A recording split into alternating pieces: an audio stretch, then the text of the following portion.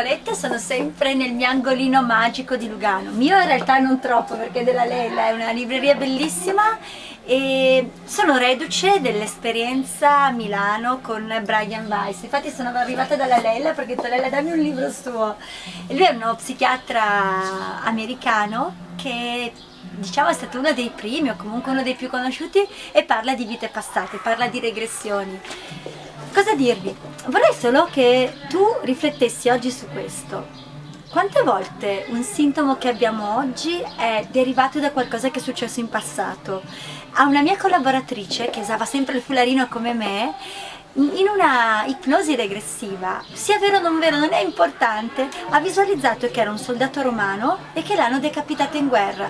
La cosa comunque bella è stata che da quel giorno, per tutti i giorni successivi, è passata solo una settimana, però non ha più utilizzato il foulard.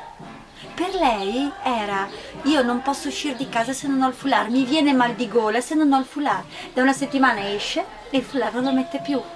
Vero o falso? Una proiezione della fantasia che fosse un soldato romano o la realtà? Chi se ne importa? Quello che è importante è che lei adesso questa cosa l'ha per ora risolta, sicuramente anche in futuro. Cosa significa tutto questo? Cosa voglio dirti con questo? Il messaggio è: che passo indietro puoi fare? Dove puoi andare oltre le porte del tempo? Per scoprire da dove arrivano magari certe paure, certe angosce, perché la differenza che fa la differenza è fare un passo oltre.